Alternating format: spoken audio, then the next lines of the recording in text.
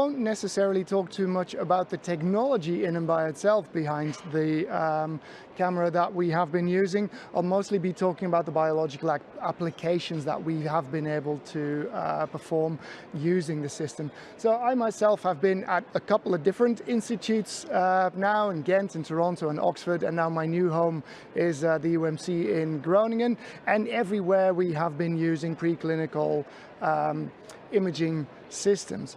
The one thing that we've been focusing on since the last decade or so is to image DNA damage. Now, why would you even want to visualize DNA damage and try to quantify DNA damage using these systems? Well, DNA damage occurs whether you want it or not, because you are breathing at this very moment. Breathing causes reactive oxygen species, and that will cause your DNA to break. That DNA needs to be repaired, and there's numerous pathways inside your physiology to make sure that your DNA stays whole. On top of that, genomic stability and the homeostasis of your DNA is very much, like highlighted this morning by Paula, a hallmark of cancer. So if you visualize that, you visualize one of the core principles of cancer on a pan-cancer basis, so not specific genotype based. It's also involved in tumorigenesis in and by itself. Cancer cells are cancer cells because they have trouble repairing their DNA, which causes mutations to build up. You can also image the effects of genotoxic therapies like radio and chemotherapy. So can we use this thing either in radiotherapy applications, oncology applications? That's what we wanted to try and visualize. Now, of course, with molecular imaging of our kind, and especially using radio-labeled compounds, which we have been using, you can visualize 1, 2, maybe 3 things at the same time. So you really have to be careful which targets you do try to visualize. This is a plot. It's now from 2016 or 2015, I think, looking at the various players in DNA damage repair in a normal cell and how they interact with one another. There's a couple of players that you can choose from, and they highly interact with each other. This particular diagram has become 2-3 times more complicated in the years since that as well. What we've chosen to do is to focus down on 2 different protein targets, one called gamma H2AX and one called PARP, that we tried to visualize in the context of cancer models. The first thing that we've tried to do, and this is now quite a while ago, is to try and target gamma H2AX. It is a phosphorylated form of a histone isoform around which your DNA is wrapped. If your DNA is broken in a double-stranded manner, so both of your strands of your DNA pop from one another, you get 2 loose ends of DNA. That's bad news for a cell, and it has various mechanisms in place to detect this. One of the first things that happens within minutes is that you get phosphorylation in large amounts of histones around your double strand break. If you then fix your cell, permeabilize your cell, do immunofluorescence, you can count the number of balls of gamma H2AX, the number of foci of gamma H2AX that you get. That tells you how much DNA damage you got, with a couple of caveats. The problem is that this is now an intranuclear target. That's where most of your DNA biology happens. So we need to be able to get a imaging agent into the nucleus. And the imaging agent, the vector of choice that we chose to use, is an antibody which is specific for this phosphorylated form of the histone. Antibodies don't usually go into cells, so the trick that we use is to attach a peptide to that antibody, which you can then radio label or fluorescently label as well. That little peptide is derived from transactivator transcription of HIV-1 virus. There's a minimal essential sequence of dragging that activator into a cell. It's got a nuclear localization sequence and an active export sequence as well. And it drags the whole antibody into the cell where it can bind to its target, or it kicks it back out again. If we then fluorescently label this, and back then we fluorescently labeled this with Cy3, which is probably one of the worst possible dyes you could pick for in vivo imaging. Nonetheless, when we injected mice bearing a breast cancer xenograft, these are MDAMB468 xenografts, and irradiated those with a single dose of 10 gray IR, you create DNA damage. Our probe localizes perfectly with the irradiated tumor. A non-specific probe doesn't, and it doesn't necessarily go too much to an unirradiated. So that suggests it was specific for DNA damage.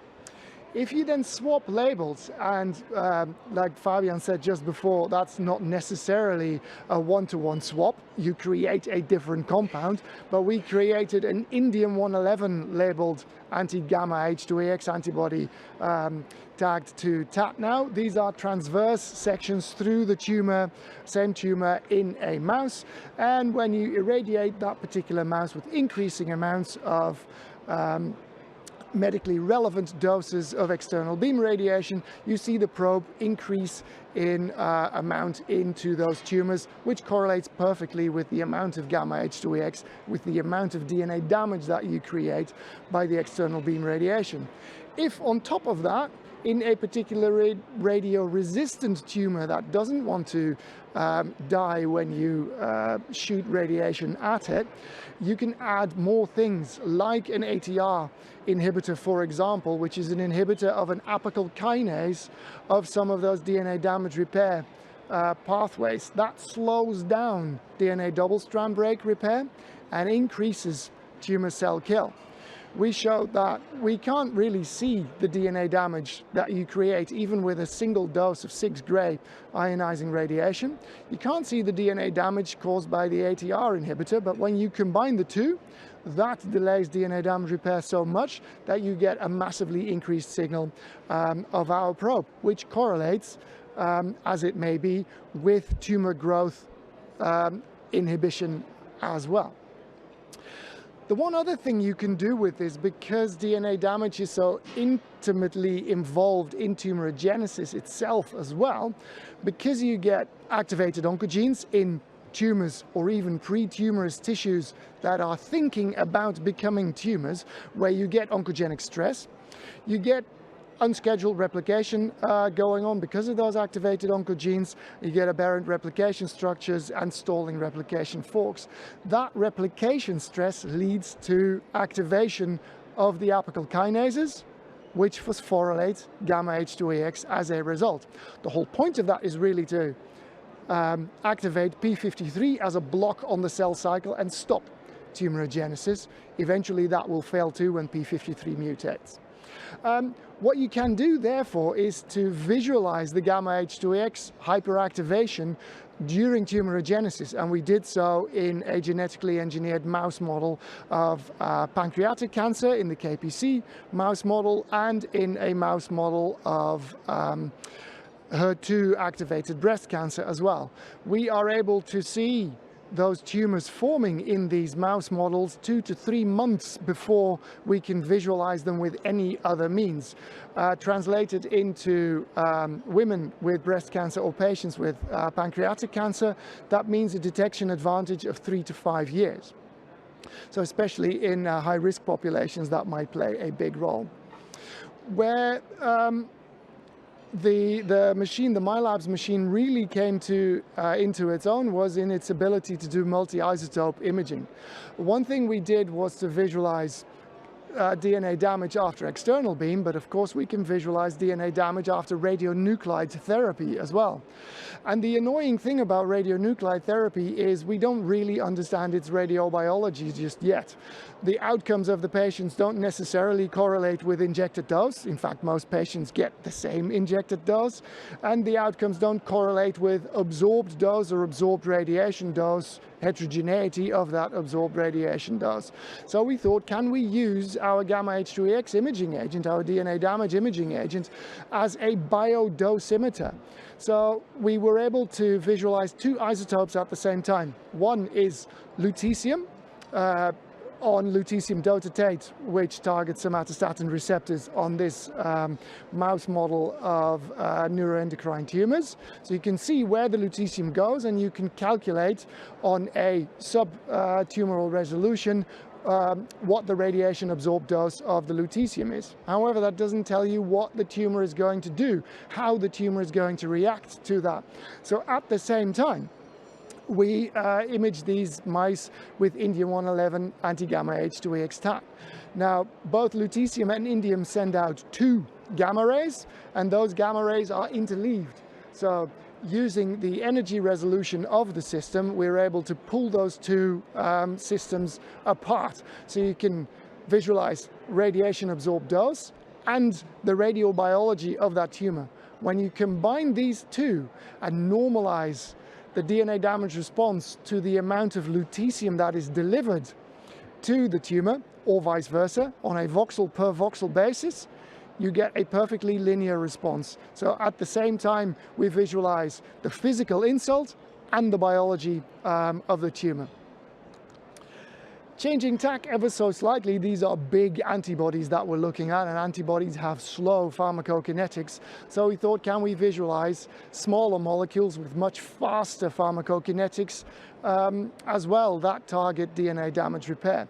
One such compound, and we hadn't come up with the concept, that had been developed before, among which in the labs of Ralph Weislater and Robert Mag, is to radiolabel PARP inhibitors. They target an enzyme called PARP, which attaches itself to single-stranded broken DNA, which gets nicked. The PARP inhibitors can bind to the NAD binding domain of the PARP. They actually get locked into place on those breaks, creating a contrast there. So you can tell how much PARP there is. Whether it's able to also tell you how much PARP is active, that remains to be investigated. However, PARP expression is upregulated as a result of DNA damage within hours, so you have a very fast response measure. There's a whole zoo of radiolabeled PARP inhibitors that have been generated now, some of which I've noted down here. The 2 agents that we have been working on are F18 labeled olaparib and now also F18 labeled rucaparib, which are F18 isotopologues of the clinically used compounds. Using the camera, here the MILabs system, we've got a vector 4 CT system that we've used these images with. We can do very fast dynamic acquisition of F18 labeled rucaparib in this case, which we have just been publishing on. And we can see the hepatobiliary clearance, we can see the tumor uptake, and we can see the normal tissue distribution as well. At the moment, we're looking also at principal component analyses of these whole body dynamic images to help us with automatic segmentation of these. That remains me to thank an awful amount of people who've helped out with this research. The grant agencies, I'd like to especially thank Veerle Kersemans in the Imaging Corps and Veronique Gouverneur, who's helped us a lot with the radiochemistry of this. The whole lab, some of which are here, this is an old picture actually, and you for your attention.